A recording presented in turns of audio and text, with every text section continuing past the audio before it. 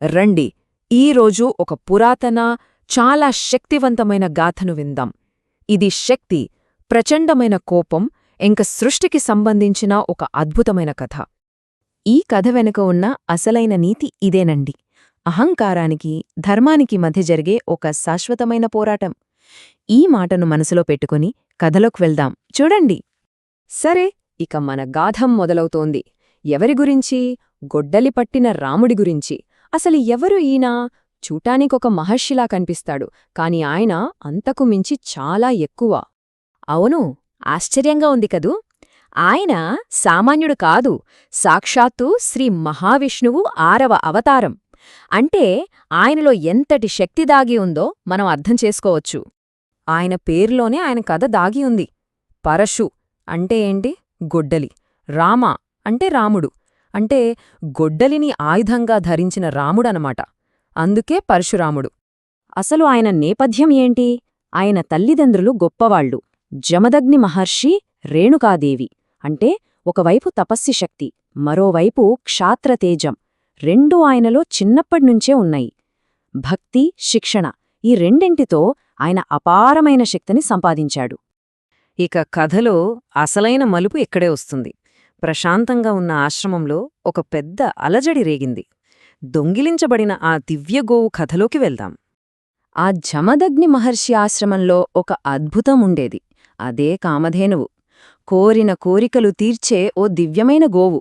అంటే ఆ ఆశ్రమానికి శాంతి, సమృద్ధి అన్నిటికీ అదే మూలమన్మాట. అక్కడికే వచ్చాడు ఒక అహంకారి అయిన రాజు, కార్తవీర్యార్జునుడు.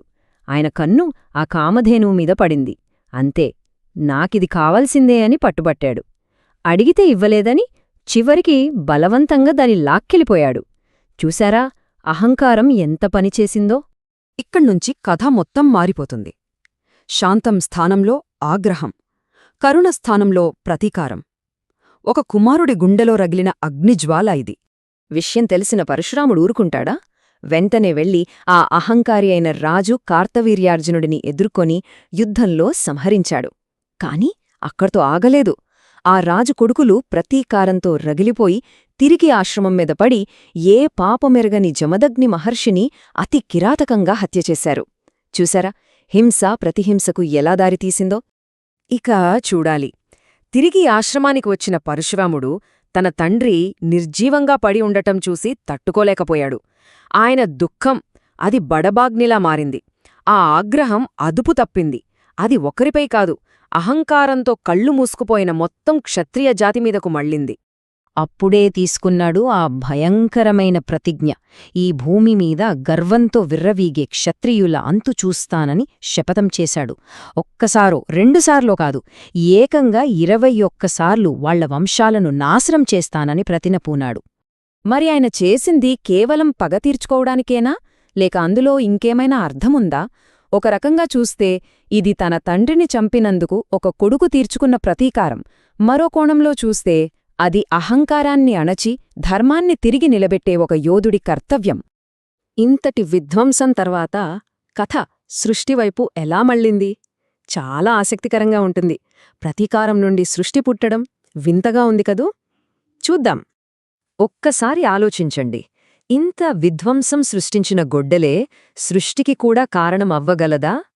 ప్రతీకారం కోసం వాడిన ఆయుధంతోనే ఒక కొత్త ప్రపంచాన్ని సృష్టించవచ్చా? ఆయన తన క్షత్రియ సంహార యజ్ఞం పూర్తి చేశాక చేతిలో ఉన్న గండ్రగొడ్డలిని తీసుకుని తన యావత్ శక్తిని కూడదీసి ఆ మహాసముద్రములోకి విసిరేశాడు. ఏమైందో తెలుసా? ఆ గొడ్డలి ఎంత దూరం వెళ్లి పడిందో అంత దూరం సముద్రం వెనక్కెళ్ళిపోయింది.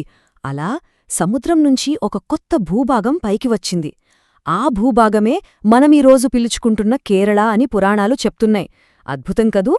సరే, ఇక కథ చివరికి వచ్చేసింది. ఇంతటి గాథ నుండి మనం నేర్చుకోవాల్సిన పాఠమేంటి? ఆ అమరయోధుడి వారసత్వమేంటి? ఇప్పుడు చూద్దాం. పరశురాముడిని చిరంజీవి అంటారు. అంటే ఆయన అమరుడు, ఇప్పటికీ ఈ భూమిమీదే సంచరిస్తున్నాడని నమ్మకం. ఆయన ఎప్పటికీ ధర్మాన్ని కాపాడే ఒక భయంకర యోధుడిగా, తపస్సుతో ఎంతటి శక్తినైనా సాధించవచ్చనడానికి ఒక గొప్ప ఉదాహరణగా నిలిచిపోయాడు. అందుకే ఈ మొత్తం కథ మనకు చెప్పేది ఒకటే: ఒకే ఒక సత్యం: అహంకారం ఎప్పటికైనా నాశనానికే దారితీస్తుంది. ధర్మం ఎంత ఆలస్యమైనా సరే చివరకు గెలుస్తుంది. కాని ఈ కథ మన ముందు ఒక పెద్ద ప్రశ్నను ఉంచుతుంది. న్యాయం ఎక్కడ మొదలవుతుంది, ప్రతీకారం ఎక్కడ ముగుస్తుంది, ఆ రెండింటి మధ్య ఉన్న ఆ సన్నటి గీత ఏది? దీని గురించి